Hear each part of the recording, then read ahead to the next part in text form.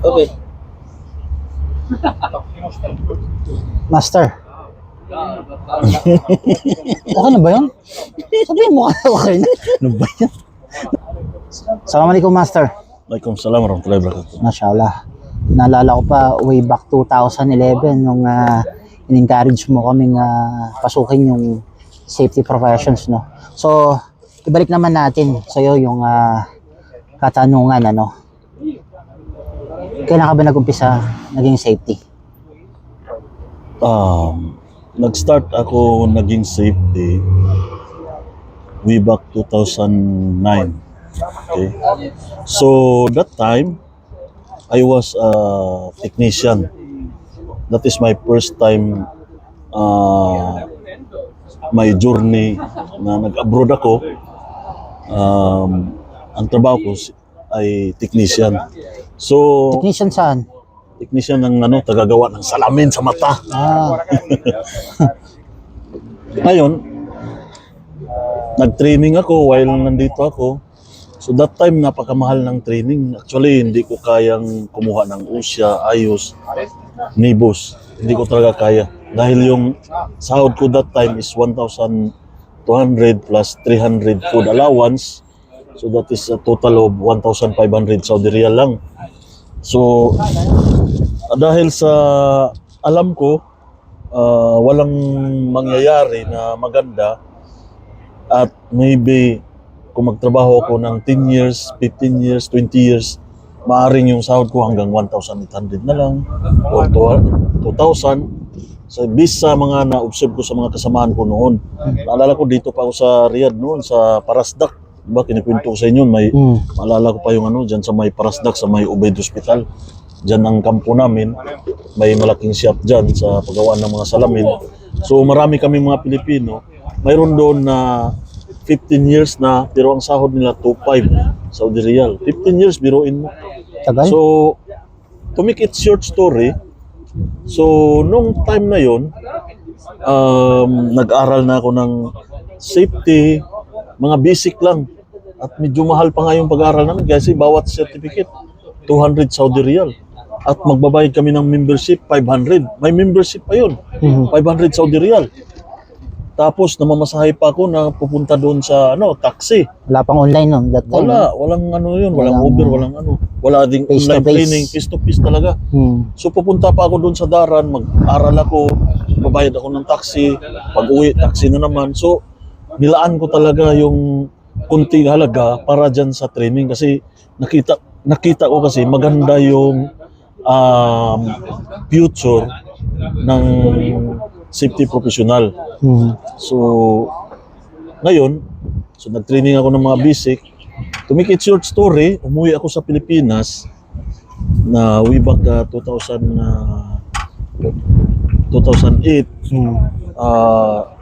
If I'm not mistaken, that was October, something like that. So nag-apply ako. So nung nag-apply ako, ayun na, in-interview na ako about safety. So ang ginagawa ko noon, dahil wala nga akong experience, so yung experience ko dito sa Saudi, gumawa ako ng certificate employment na safety ako. Yun ang ginawa ko. Ngayon, gumawa ako ng 5 years experience. Nung nag-apply na ako, tinanong ako, kung maalala ko, tinanong ako ng excavation, tinanong ako ng confined space, tinanong ako ng lifting operation, saka wala pang yung tell me about yourself, wala.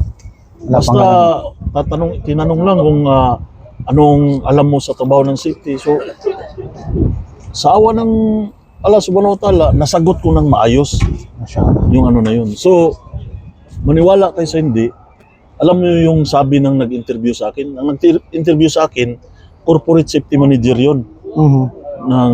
Pero siya ay Saudi, Arabo.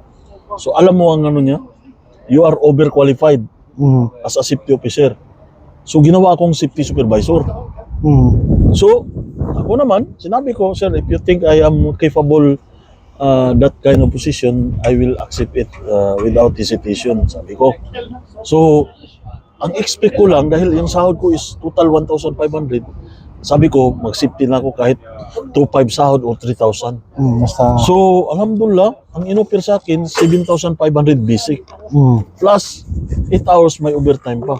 So, yun nga, na-hired ako, napunta ako sa Saudi Arabia, naging safety supervisor ako. So, yun. Ang nangyari, noong 2009, hindi na ako nag-training kasi pumasa ako ng interview sa Aramco. na-stuck ka na. Nagkaroon ako ng approval. So, hindi na ako nag-training kasi may approval ako Aramco. Ganun ang mentality ko na. So, doon ko na-realize, nung time na yun na bumagsak na yung kumpanya at magsiuwian na, nag-apply ako, hinanapan ako ng USYA, AYOS, NIBUS, hinanapan ako ng ganun.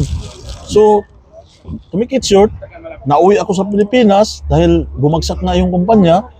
Alam mo yun, nung time na yun, dahil nagkasama tayo ngayon, nag-apply ako ulit. So, luckily, may na safety supervisor with Aramco approval. So, naano ako kasi may Aramco approval. Mabilis pag may Oo. Aramco approval. Ngayon, hindi pa rin ako nag-training. Nung time na yun natumba na naman yung kumpanya na yun. Kumbaga, umuwi ako. Ang ilang tumba na yun. Oo, umuwi ako. So, umuwi ako. So, nag-apply na naman ako. So, napunta ako ngayon sa Arcad na company. 1 year lang mahigit sa Arcad. Ayun, wala na kaming sahod. Nag-ano na naman. Nag-release na naman. So, nung na-release ako, okay lang kasi na-release, mas madali mag-apply dito. Na-release ako din. After that, nung nag-apply ako sa iba, kasi kailangan na natin opportunity kasi transferable tayo. Matanda na rin Mayroon tayo. akong in-applyan, pumasa ako sa interview as a safety manager sa Red Sea Global na company. Ngayon, pumasa na ako lahat-lahat, binigyan ako napakagandang offer. Ang problema, sa bandang huli, nakita nila wala akong NIBUS. So, hinanapan ako. So that's the time, nung time na yun, way back 2021, biro nyo, 2009, 2021 na lang ako kumuha ng NIBUS, kumuha ng mga iba't ibang international ISO, Certified Master Trainer, Trainer, hanggang sa kumuha ako ng level 6.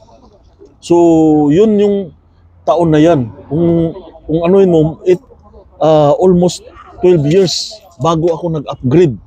So, napakahalaga talaga mag-upgrade tayo sa mga qualification natin dahil yun ay mabilis magdala rin sa atin ng ma-hire tayo. And of course, kailangan din ng knowledge kahit paano na masagot natin yung ano. So, yun ang naging journey ko sa ano na yun. So, nung may NIBUS na ako, so nakapagtrabaho ako sa mga non-Aramco as a safety manager, safety consultant. So, yun ang masasabi ko na napaka malaking biyaya sa mga na ano natin, na achieve natin ng mga qualification. So, yan. Yun ang story So, ng based dun sa mga na-experience mo, no? So, hindi mo na ito, kumbaga, inililihim pa, tinatago. Kumbaga, sinishare mo to dun sa mga nakakasalamuha mo, mga safety professionals, no? Kasi, alam din natin, yung mga safety professionals dito sa Saudi Arabia is parang naging ano na rin sila kampante na rin sila dahil nga dun sa sinasabi mo. So, gusto mong baguhin yung ganong mindset ngayon. Tama ba? Yes. Actually, hindi lang yan. Kaya ko naisip na buuhin yung Filipino Association of Safety Professionals Incorporated. Kasi ako mismo naranasan ko Yes. Naranasan ko na kapwa natin Pilipino, pag humingi ka ng konting idea, ay hindi ka tutulungan. Na-experience ko talaga yun.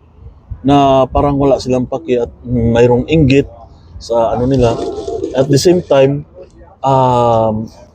napakahirap humingi ng tulong, lalo na pagdating sa mga documentation, lalo na kung ikaw ay supervisor or manager.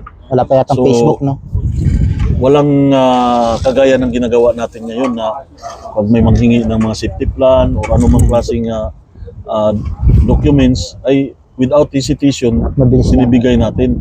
So yan yung na come up sa sarili ko na magtayo ng Filipino Association of Safety Professionals at ang pinaka ultimate goal natin is tanggalin yung crab mentality.